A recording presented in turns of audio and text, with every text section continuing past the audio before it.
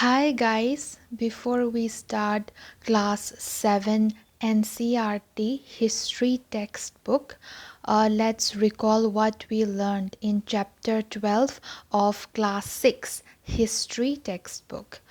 Okay, so let's know about the Iron Pillar. The Iron Pillar at Mehrali, Delhi is a remarkable example of the skill of Indian craftspersons. It is made of iron, 7.2-meter high, and weighs over 3 tons. It was made about 1500 years ago. We know the date because there is an inscription on the pillar mentioning a ruler named Chandra, who probably belonged to the Gupta dynasty.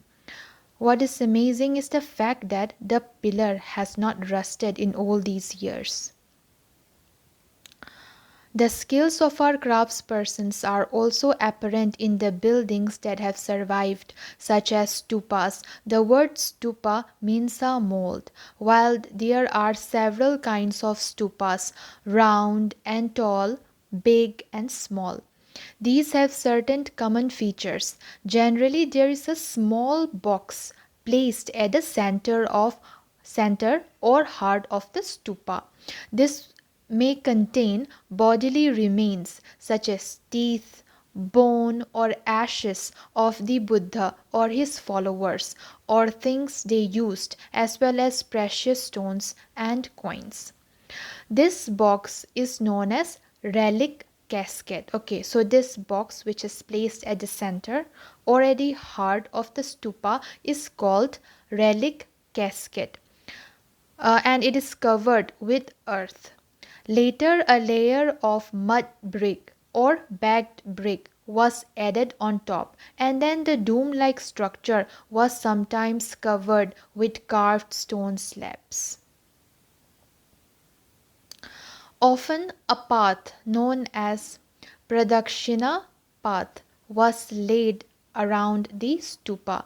This was surrounded with railings. Entrance to the path was through gateways. Devotees walked around the stupa in a clockwise, not anti-clockwise. It's in clockwise direction as a mark of devotion. Both railings and gateways were often decorated with sculpture. So in Amravati, there was a place where a magnificent stupa once existed. Many of the stupa carvings for decorating the stupa was made about 2000 years ago. Other buildings were hollowed out of rocks to make artificial caves. Some of these were very elaborately decorated with sculptures and painted walls. Some of the earliest Hindu temples were also built at this time. Deities such as Vishnu, Shiva, and Durga were worshipped in these shrines. The most important part of the temple was the room known as the Garbhagriha, where the image of the chief deity was placed. It was here that priests performed religious rituals and devotees offered worship to the deity. Often at Bhitargaon, a tower known as the Shikhara was built on top of the Garbhagriha to mark this out as a sacred place. Building shikharas required careful planning. Most temples also had a space known as the mandap. It was a hall where people could assemble. So, in Mahabalipuram and Ehole, some of the finest stone temples were built. And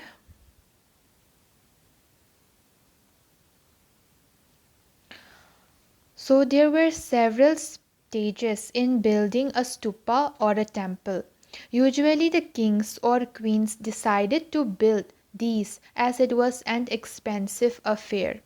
First, good quality stone had to be found, quarried and transported to the place that was often carefully chosen for the new building.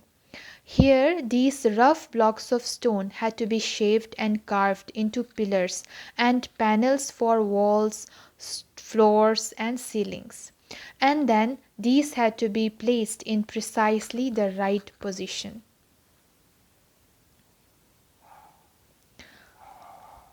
When devotees came to visit the temple or the stupa, they often brought gifts which were used to decorate the buildings. For example, an association of ivory workers paid for one of the beautiful gateways at Sanchi.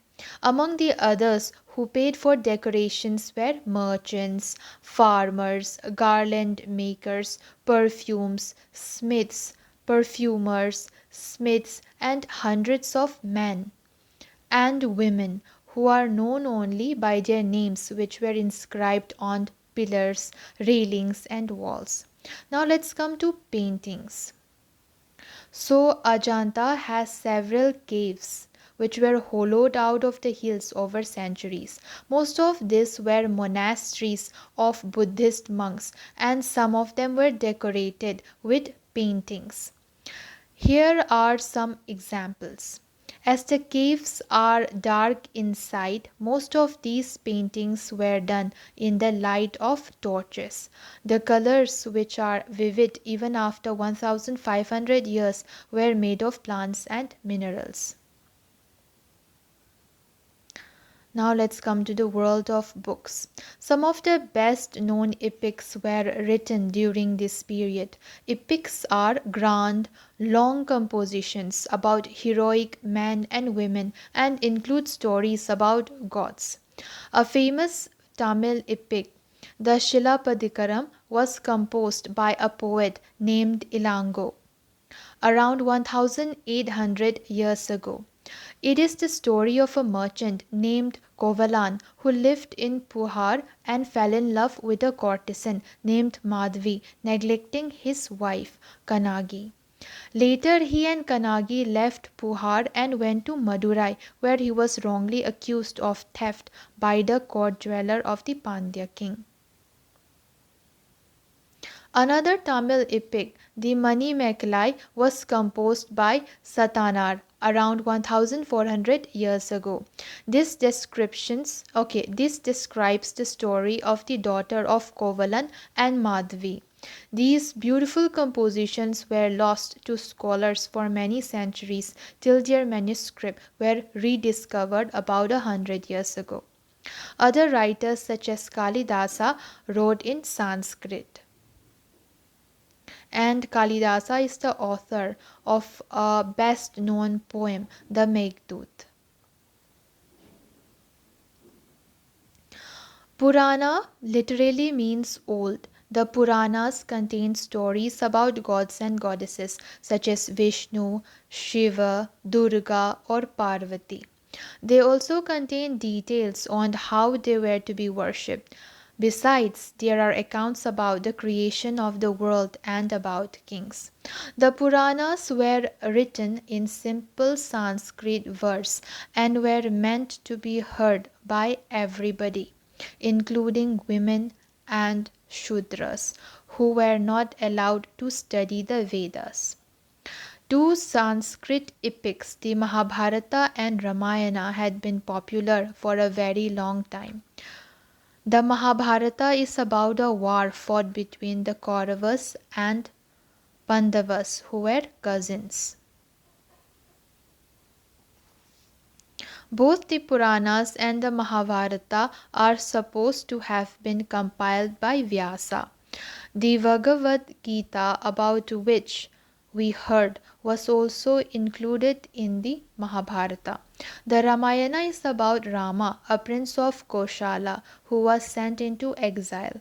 His wife Sita was abducted by the king of Lanka named Ravana, and Rama had to fight a battle to get her back. He won and returned to Ayodhya, the capital of Koshala, after his victory. Like the Mahabharata, this was an old story that was now written down. Valmiki is recognized as the author of the Sanskrit Ramayana.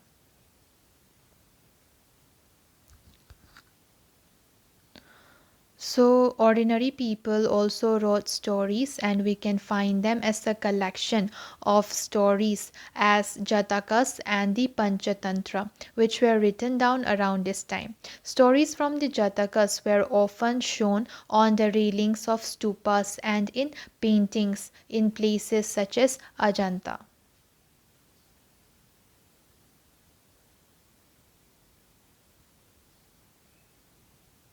So let's come to Aryabhatta. Aryabhatta was a mathematician and an astronomer, and he wrote book in Sanskrit known as the Aryabhatyam. He stated that day and night were caused by the rotation of the earth on its axis, even though it seems as if the sun is rising and setting every day. He developed a scientific explanation for eclipses as well.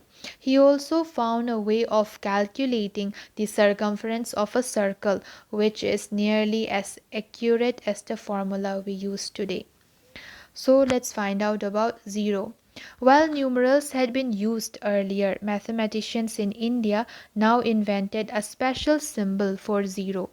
This system of counting was adapted by the Arabs and then spread to Europe.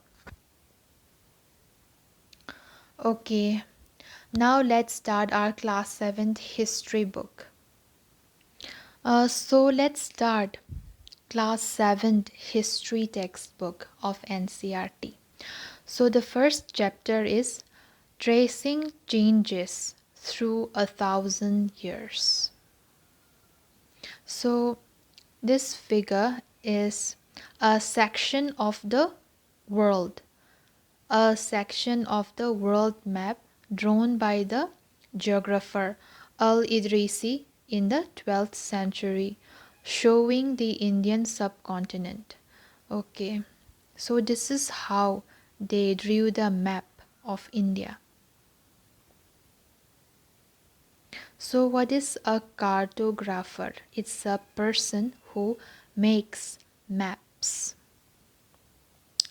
So, take a look at maps 1 and 2. So, this is map 1. Let's see where is map 2. Okay, this is map 2. The subcontinent from the early 18th century. Atlas Novio of Guillaume d'Islay. So he drew this map.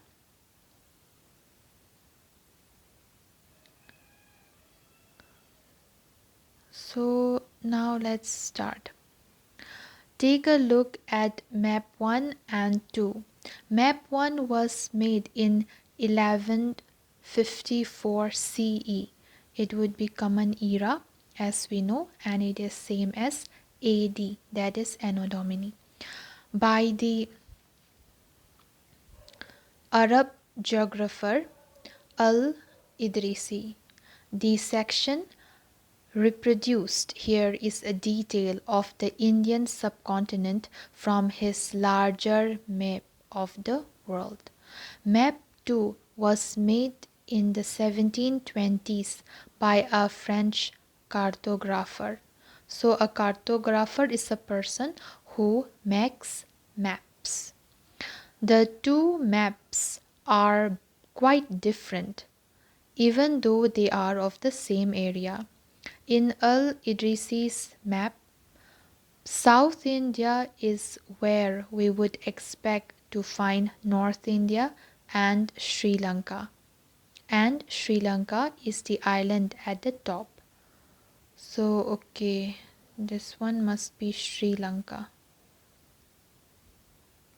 This one, it must be Sri Lanka. So, this is wrong.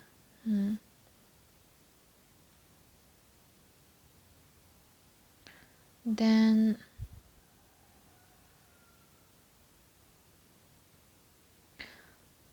place names are marked in Arabic. So this is Arabic.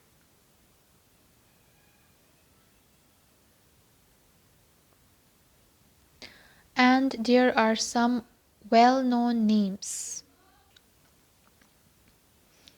Map 2 was made nearly 600 years after Map 1, during which time Information about the subcontinent had changed considerably. This map seems more familiar to us, and the coastal areas in particular are surprisingly detailed. This map was used by European sailors and merchants on their voyages. Look at the areas in the interior of the subcontinent on map 2. Interior.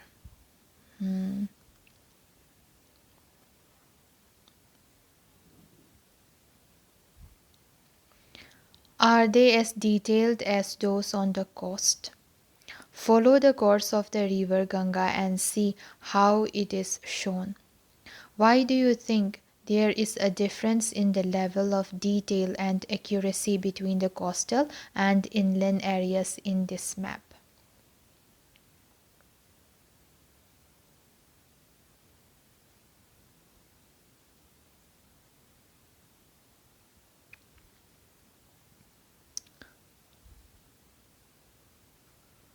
So, equally important is the fact that the science of cartography differed in the two periods.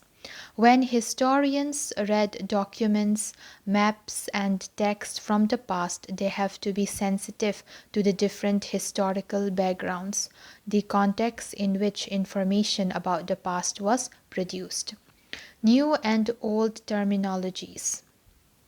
If the context in which information is produced changes with time, what about language and meanings?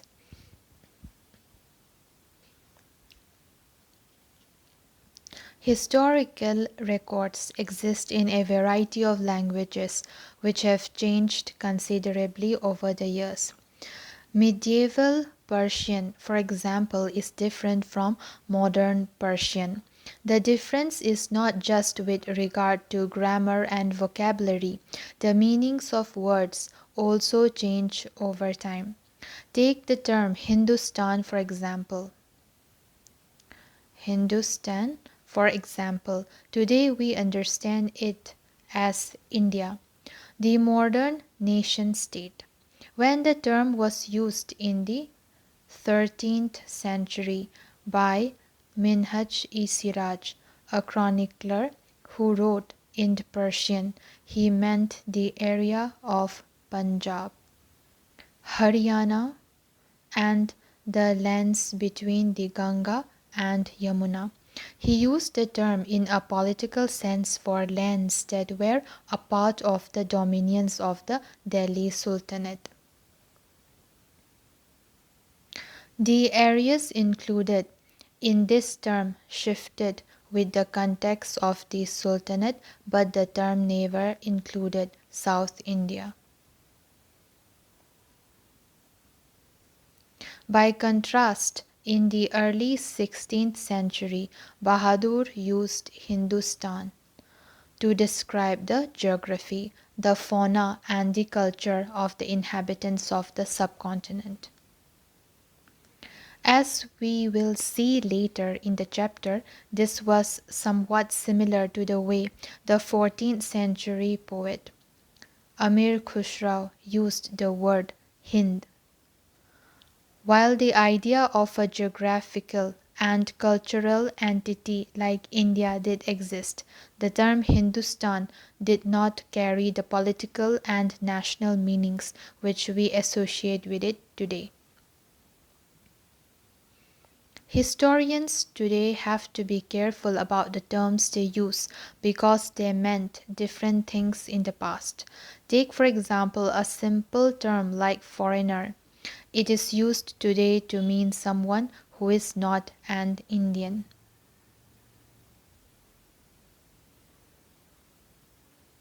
In the medieval period, foreigner was any stranger who appeared, say, in a given village, someone who was not a part of that society or culture.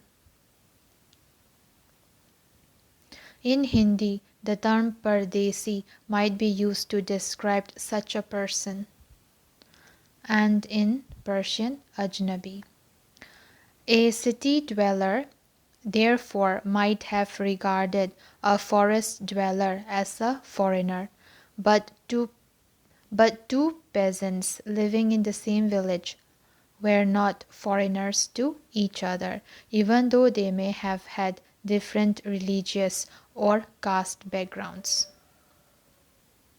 Historians and their sources. Historians use different types of sources to learn about the past, depending upon the period of their study and the nature of their investigation. Last year, for example, you read about rulers of the Gupta dynasty and Harshavardhana. In this book, we will read about the following 1,000 years from roughly 700 to 1750. You will notice some continuity in the sources used by historians for the study of this period. They still rely on coins, inscriptions, architecture, and textual records for information. But there is also considerable discontinuity. The number and variety of textual records increased dramatically during this period.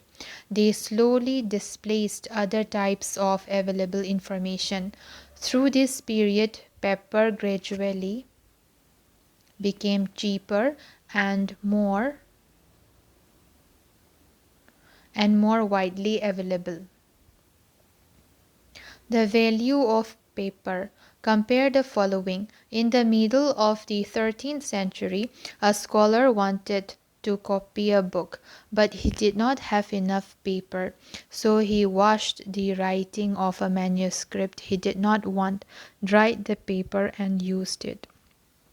A century, a century later, if you bought some food in the market, you could be lucky and have the shopkeeper wrapped it for you in some paper.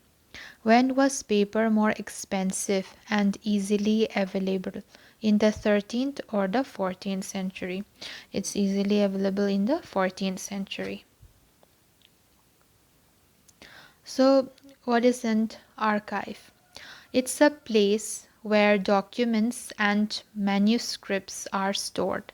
Today, all national and state governments have archives where they keep all their old official records and transactions.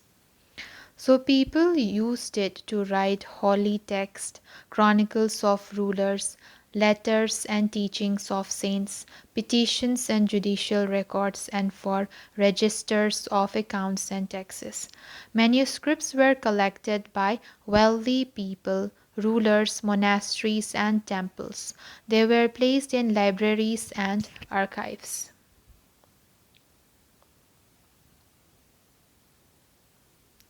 These manuscripts and documents made a lot of detailed information to historians, provide a lot of detailed information to historians, but they are also difficult to use. There was no printing press in those days, so scribes copied manuscripts by hand. If you have ever copied a friend's homework, you would know that this is not a simple exercise. Sometimes you cannot read your friend's handwritings and are forced to guess what is written. As a result, there are small but significant differences in your copy of your friend's work. Manuscript copying is somewhat similar. A scribe's copied manuscript. They also introduced small changes, a word here, a sentence there. These small differences grew over centuries of copying until manuscripts of the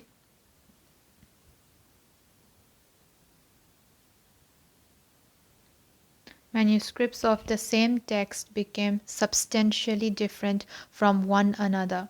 This is a serious problem because we rarely find the original manuscript of the author today. We are totally dependent upon the copies made by later scribes. As a result, historians have to read different manuscripts versions of the same text to guess what the author had originally written.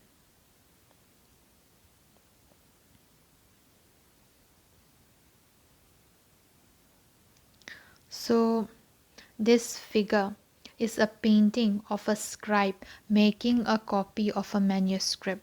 This painting is only 10.5 centimeter by 7.1 centimeter in size. Because of its size, it is called a miniature.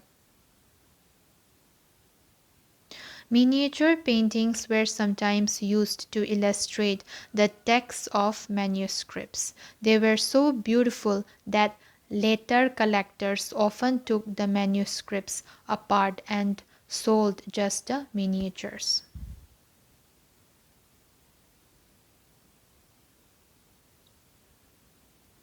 So, figure number 2. Different kinds of handwriting could make the reading of Persian and Arabic difficult. The The Nastaliq style on the left is cursive and easy to read. The Shikast on the right is denser and more difficult.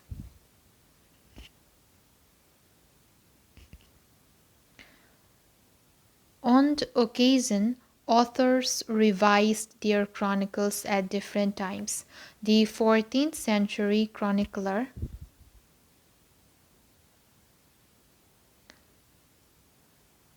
Ziauddin Barani wrote his chronicle first in 1356 and another version 2 years later.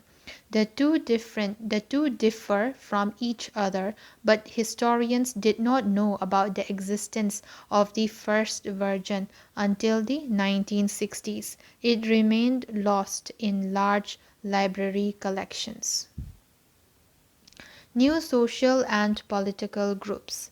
The study of the 1,000 years between 700 and 1750 is a huge challenge to historians, largely because of the scale and variety of developments that occurred over the period.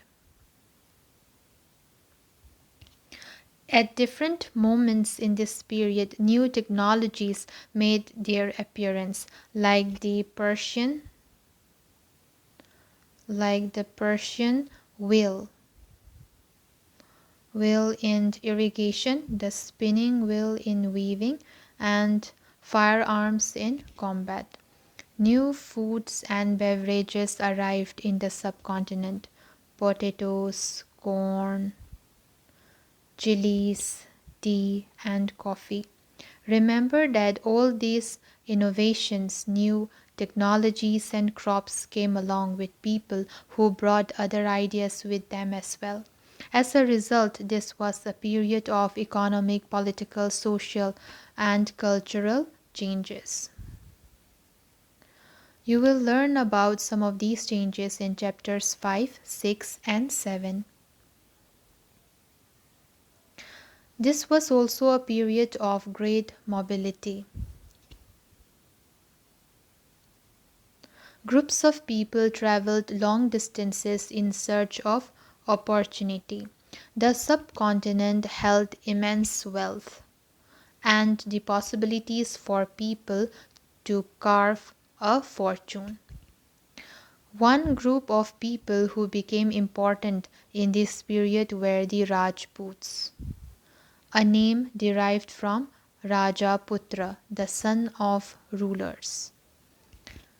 Between the 8th and 14th centuries, the term was applied more generally to a group of warriors who claimed Kshatriya caste status. The term included not just rulers and chieftains but also soldiers and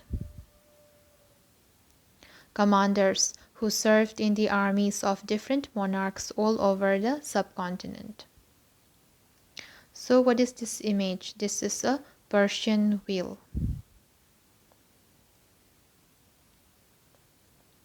So, what is the meaning of a habitat? It refers to the environment of a region and the social and economic lifestyle of its residents. Okay,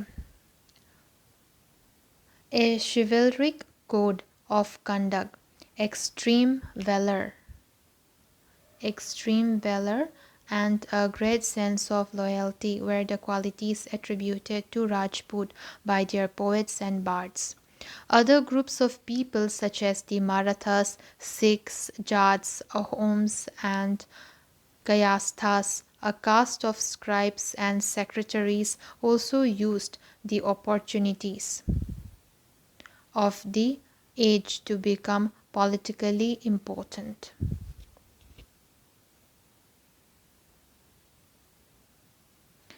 So, Kayasthas, a caste of scribes and secretaries.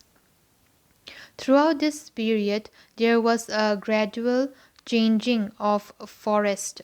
There was a gradual clearing of forest and the extension of agriculture.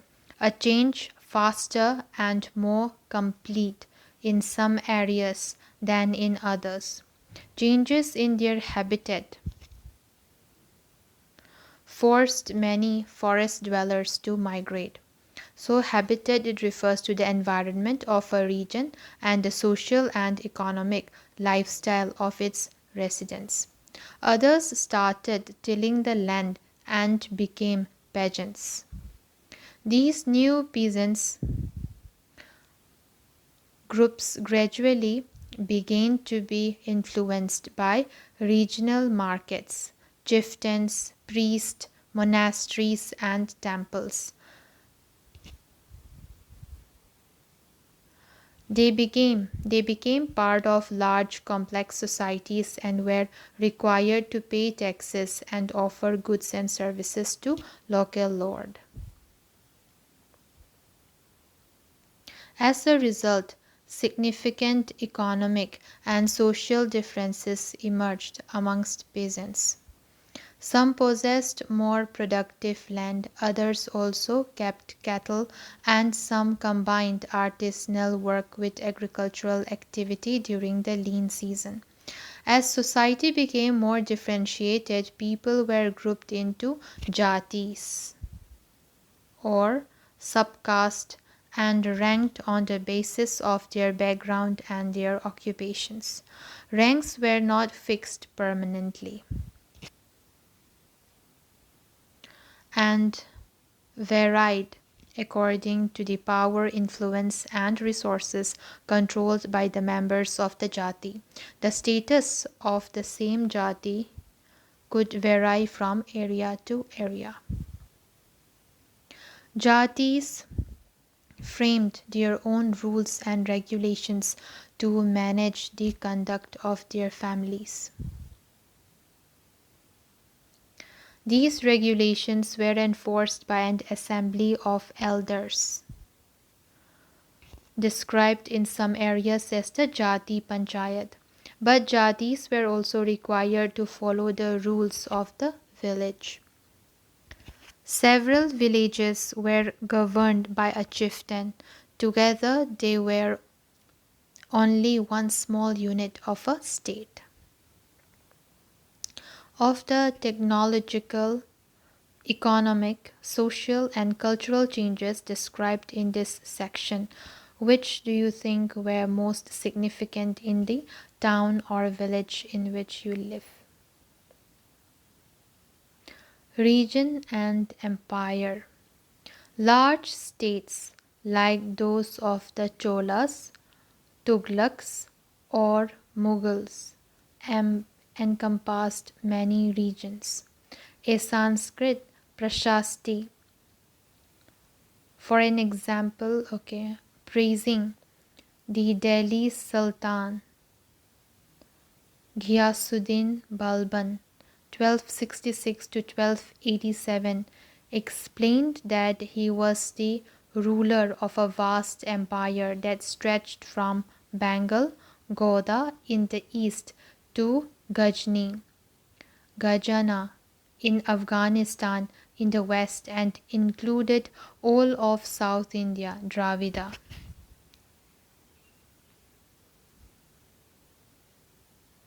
People of different regions, Gauda, Andhra, Kerala, Karnataka, Maharashtra, and Gujarat, apparently fled before his armies. So, this map 3.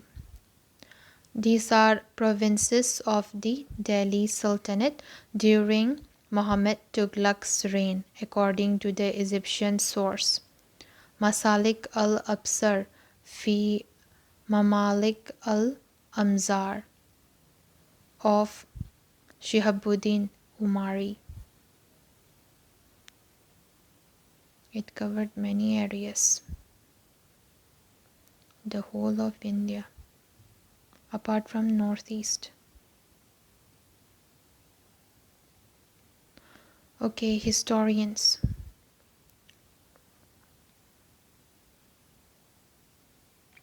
Historians regard these as exaggerated claims of conquest.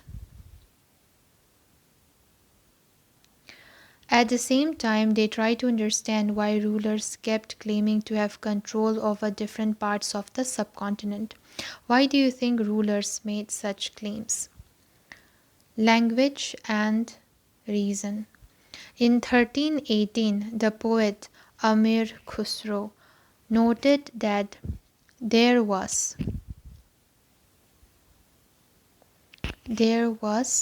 a different language in every region of this land: Sindhi, Lahori, Kashmiri, Varsamudri in southern Karnataka, Telangani in Andhra Pradesh, Gujari in Gujarat, Mabari in Tamil Nadu, Gauri in Bengal, Awadhi in eastern Uttar Pradesh, and Hindvi in the area around Delhi.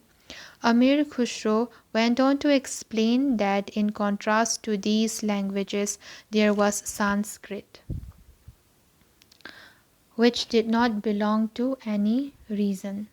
It was an old language, and common people do not know it. Only Brahmanas do. Make a list of the languages mentioned by Amir Khusrau. Prepare another list of the names of languages spoken today in the regions he mentioned. Underline names that are similar and circle those that are different. Did you notice that the names by which languages are known have changed over time? By 700, many regions already possessed distinct geographical dimensions and their own language and cultural characteristics. You will learn more about these in Chapter 9. They were also associated with specific ruling dynasties. There was considerable conflict between these states. Occasionally, dynasties like the Cholas, Khaljis, Tughlaqs, and Mughals were able to build an empire that was pan-regional, spanning diverse regions. Not all these empires were equally stable or successful. Compare, for example, Table 1 in chapters 3 and 4. What was the duration of rule of the Khalji and Mughal dynasties? When the Mughal Empire declined in the 18th century, it led to the re-emergence of regional states, chapter 10. But years of imperial pan-regional rule had altered the character of the regions. Across most of the subcontinent, the regions were left with the legacies of the big and small states that had ruled over them. This was apparent in the emergence of many distinct and shared traditions. In the realms of governance, the management of the economy, elite cultures, and language. Through the 1,000 years between 700 and 1750, the character of the different regions did not grow in isolation. These regions felt the impact of larger pan regional forces of integration without even quite losing their distinctiveness. Find out whether and for how long your state was part of these pan-regional empires. Now, old and new religions. The 1,000 years of history that we are exploring witnessed major developments and in religious traditions. People's belief in the divine was sometimes deeply personal, but more usually it was collective. Collective belief collective belief in supernatural agency. Religion was often closely connected with the social and economic organization of local communities. As the social worlds of these groups altered, so too did their beliefs. Do you remember what Amir Khusro had to say regarding Sanskrit knowledge and Brahmanas? It was during this period that important changes occurred in what we call Hinduism today. These included the worship of new deities, the construction of temples by loyalties, and growing importance of Brahmanas, the priests, as dominant groups in society. Their knowledge of Sanskrit text earned the Brahmanas a lot of respect in society. Their dominant position was consolidated by the support of their patrons, new rulers searching for prestige. So, what's the meaning of patron? Patron is an influential, wealthy individual who supports another person, and artist, a craftsperson, a learned man, or a noble. One of the major developments of this period was the emergence of the idea of bhakti, of a loving, personal deity that devotees could reach without the aid of priests or elaborate rituals. You will be learning about this and other traditions in Chapter 8.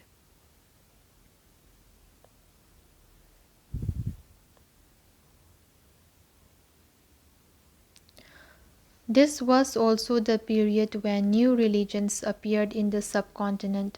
Merchants and migrants first brought the teachings of the Holy Quran in India in the 7th century.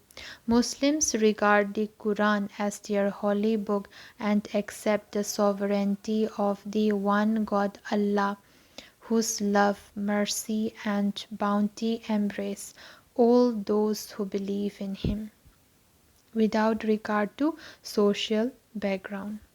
Many rulers were patrons of Islam and the ulama, learned theologians and jurists.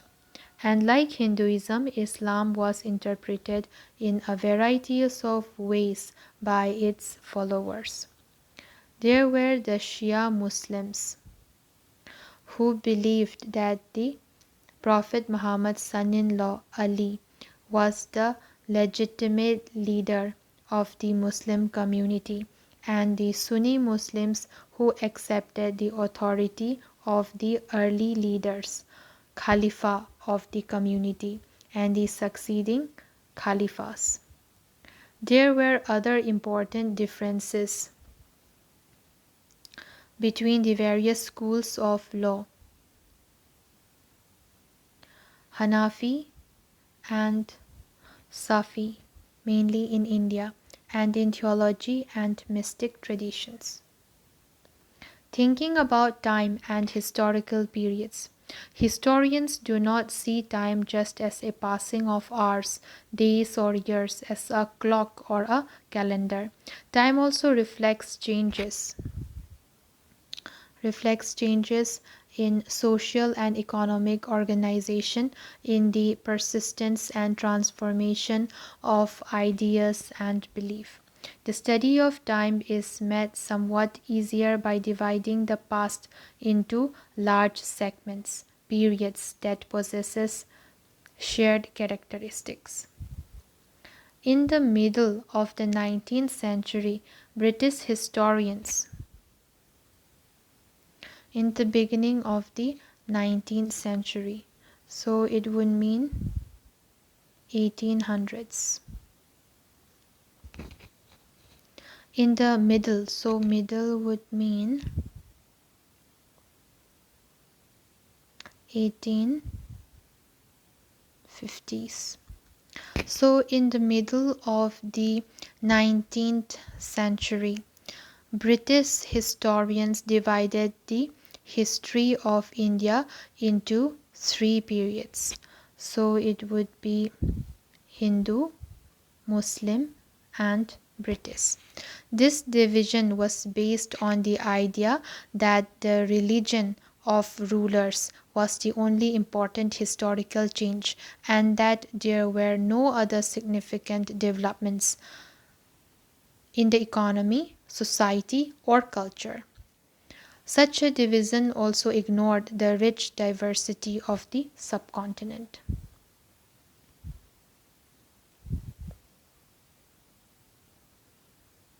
Few historians follow this periodization today. Most look to economic and social factors to characterize the major elements of different moments of the past. The historians, most of them look on the economic and social factors to characterize the major elements of different moments of the past. The histories you read last year included a wide range of early societies: hunter gatherers, early farmers, people living in towns and villages, and early empires and kingdoms. The histories you will be studying this year are often described as medieval. You will find out more about the spread of peasant societies, the rise of regional and imperial state formations, sometimes of the cost of pastoral and forest people, sometimes at the cost of pastoral and forest people, the development of Hinduism and Islam as major religions, and the arrival of European trading centers.